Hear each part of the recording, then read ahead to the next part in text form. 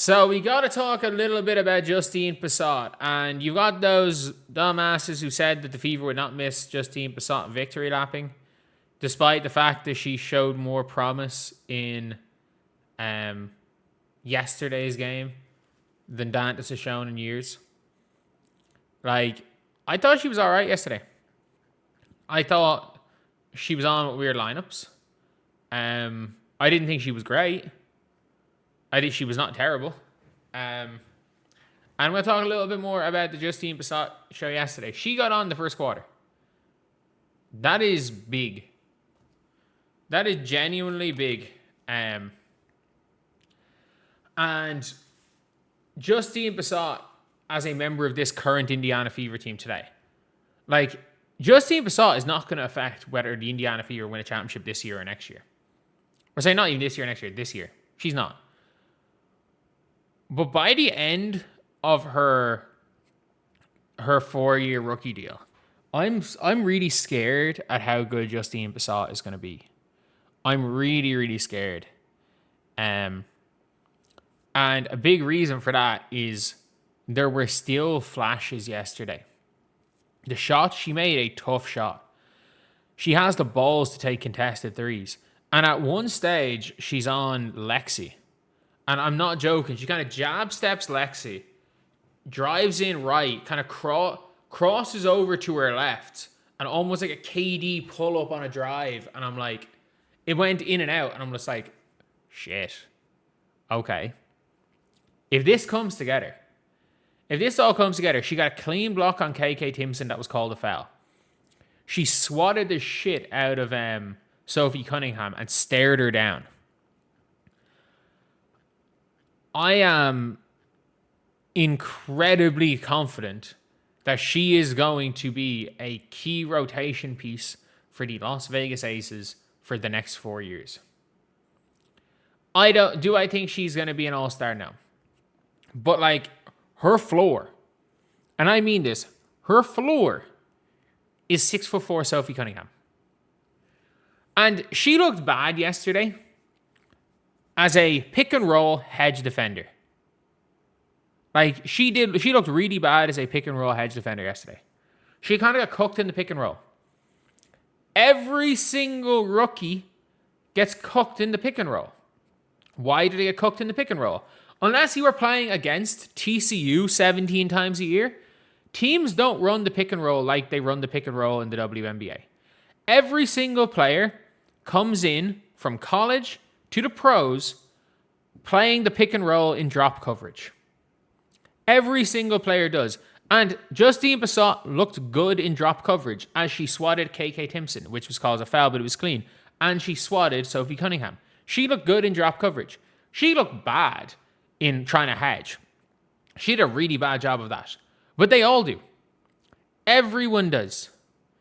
Everyone does. And I thought her help defense was all right. I thought she maybe overcommitted a little bit to help, but when you have AJ Wilson on your team, you can overcommit to help.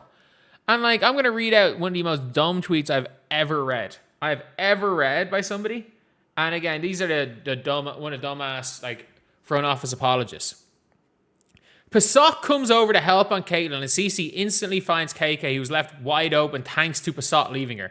AJ, however, is there to clean it up and deny KK at the rim. One of the advantages of having AJ is clean up bad mistakes by other defenders. So Caitlin has a wide open layup on a drive. Pissott helps on Caitlin and over-helps because she wants to stop Caitlin. Caitlin dumps it down to KK. That's how help works. And AJ Wilson helps the helper, and the team rotates. In no scenario, if a guard gets burned on the perimeter and a big comes in to help said guard, is it the fault of the big if their player scores? Like, that was good help. And she's just so long. She's just so fucking long. She ran a couple of times. She did a really good job of getting the ball high and kind of running handoffs. Like, it is. She's going to be a player. And again, she was a second round pick for a reason. She is a project. She's not going to score 19 points in a quarter. She's not going to score 19 points in a game. She might have scored 19 points in a game as a rookie. She might not score 19 points, but what she's going to be is she's already better than Kirsten Bell. I cannot stress that enough. She's already better than Kirsten Bell. She is having to adapt on the spot. You're seeing it in the WNBA. She was a guard in college. She played the 2/3. She was a guard. She's being used as a handoff player, a stretch 4. And the thing is that she's still able to handle a little bit for a 4. Like, she is now, because she's not a real post-up player, they're trying to use her almost like a unicorn.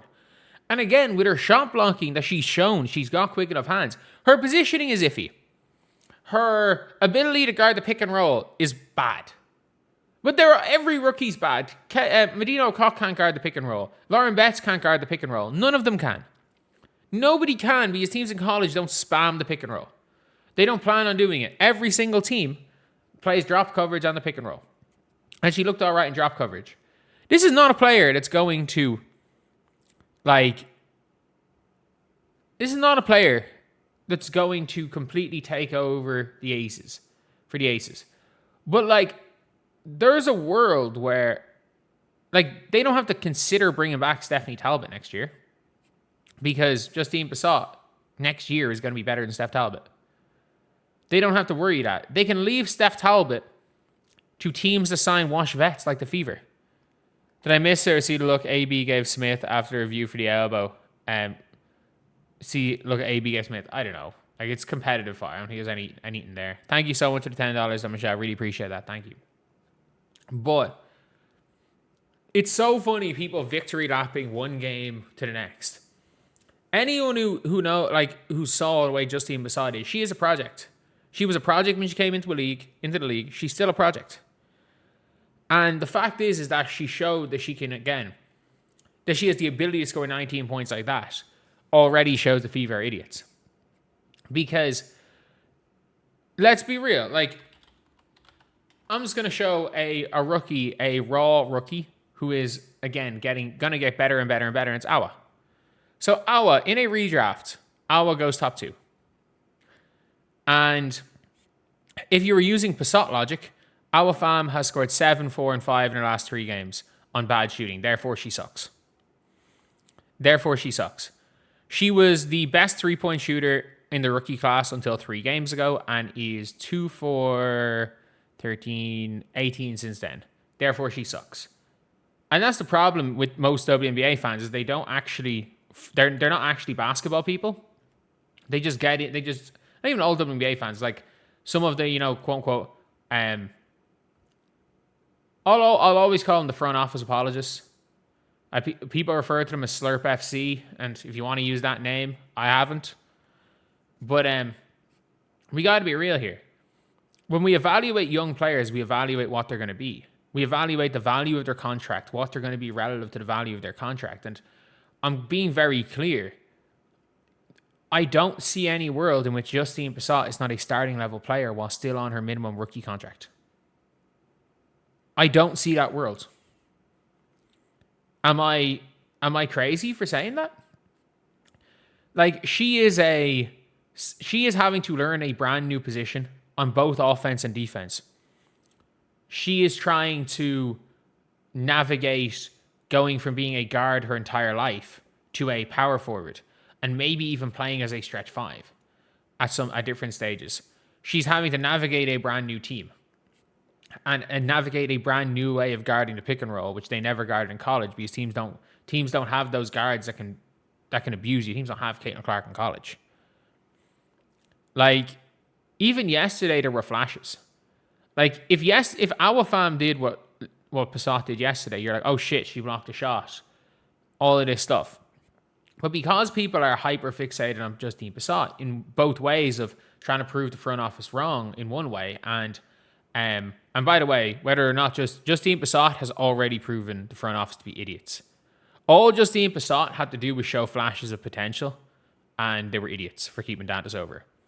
Justine Pissott scored 0 points the rest of the year, and they were still idiots for keeping Dantas. How is Vance Luton? Vance Luton showed flashes too. I think Vance Luton was more of a we don't want to look bad keeping somebody that we signed and cut Walker Kimbrough for. oh, if we cut her, it makes us look bad to vets. If we cut Vance Luton, it makes us look bad to vets. That's the only logic for me. But yeah, look, I'm not that I was impressed with yesterday's game because she didn't play well. She didn't play well, but like she is in the rotation for the Las Vegas Aces. Game 2. The Indiana Fever deemed her not worthy of a spot on the roster. She is in the rotation for the best team in the league, record-wise. Game 2. She broke into rotation. Like, it doesn't matter how good or bad she is. She probably is not going to be a difference between the Fever winning a title this year or next year. But you know what she could be? You know next year, or the year after next, when they can't afford or next year when they can't afford Sophie Cunningham because they just can't, and they have that dumbass Lexi Hull contract. You know when Lexi Hull's just not playing well enough and you need Sophie to come off the bench to play big minutes and actually play that position? Yeah, that's literally what Pissott was. That's what Pissott should have been. She should have been the direct replacement for Sophie Cunningham off the bench next year. And then, depending on how her or Lexi are playing, then she comes in, either takes Lexi's starting spot or has 2 more years as a bench. She is going to be, she's going to be a starting level player by the end of her rookie contract while being on a minimum. I don't really care that she went 1 of 5 from the field yesterday and was getting cooked in the pick and roll by Caitlin Clark. I'm sorry. Caitlin Clark has cooked. Let's list the players Caitlin Clark has cooked in the pick and roll in her career. Angel Reese, Camila Cardoso, Brittany Griner, Tiara McCowan, Kalani Brown. I was trying to go off the top of my head. She's cooked E-Will in the pick and roll as well, who's a really good defender. She has absolutely torched. I think who she torched. She's fucking torched Kiki Uriafen in the pick and roll. Like, Caitlin Clark has torched 80% of bigs in the league in the pick and roll. But yet, apparently because Caitlin Clark torched a rookie in her second ever game, and therefore it means that rookie's terrible. Because people are dumb at. Like, there is no justification. There is no justification, I mean that, for the Fever getting off Justine Pissott.